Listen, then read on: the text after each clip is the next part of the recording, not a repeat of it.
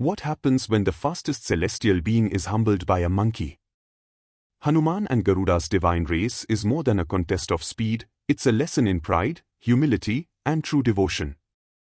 But who will come out victorious in this battle of the gods? Who truly wins in the end, power or devotion?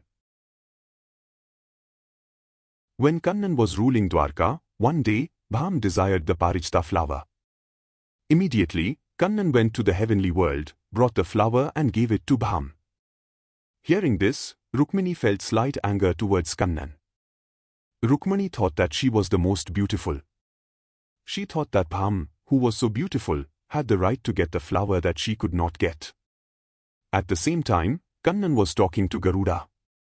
Kannan told him about Hanuman's great devotion, great power, and the ability to complete tasks. Garuda did not like the fact that Hanuman was better than him. Can a monkey be better than me? Garuda thought. Kannan thought that Rukmini and Garuda, who appeared at the same time, should also remove their jealousy. He called Garuda and said, "Go immediately and say, Rama and Sita are calling you," and called Hanuman. Garuda left. Then he called Rukmini and Bham and said, "Hanuman is going to come in a little while. If we, Kannan and Rukmini, appear as Bham, he will not bow down. He will immediately go back. I am going to appear as Rama. One of you two must immediately transform into Sita."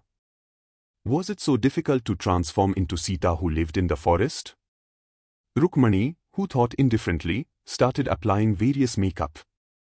Instead of Sita's simple appearance, she had the appearance of wealth.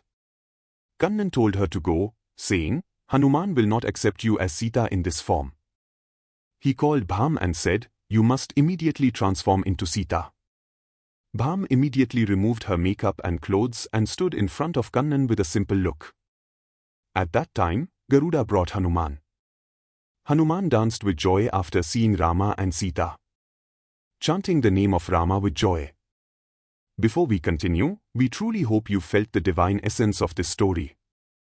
We pour our hearts into bringing these sacred tales to you, and all we ask in return is a simple gesture of love, a like. Please take a moment to press that like button and show your support. Let us move on. Rukmini must have lost her pride in being a beautiful woman. But her jealousy towards Bham increased even more. Bham had won me over with her appearance.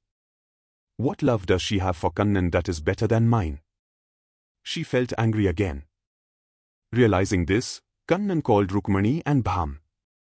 "I am going to hold a test to know who among you loves me the most. The one who wins will be the best lover."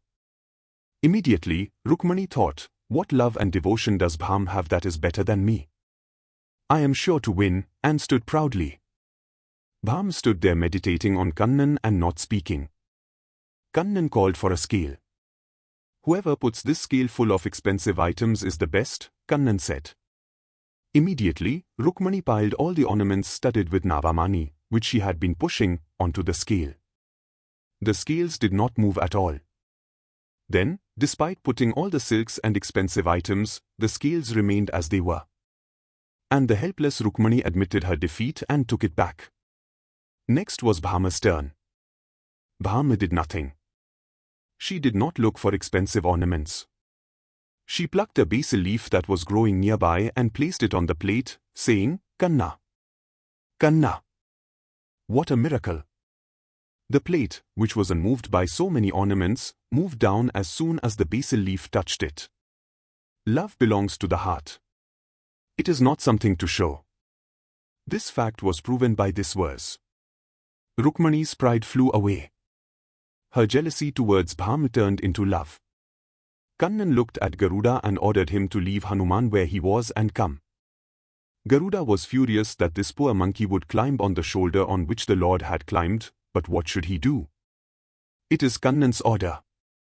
Thinking that at the speed I was going, this monkey would fall down and be crushed. Garuda took Hanuman on his shoulder and flew. "Hey Garuda! Is your speed so great? You don't have even 1,000th of the speed with which I jumped while carrying both Rama and Lakkuvar. I reached the Sanjeevi hill in half a second." Hanuman said, urging Garuda to speed up. Garuda was exhausted by the speed. Hanuman pulled the exhausted Garuda by his tail and reached his destination in half a second. Garuda, whose pride was disturbed by Hanuman, worshipped Hanuman and said, "O Hanuman, I have been defeated. You have disturbed my pride and purified my heart. I bow to you."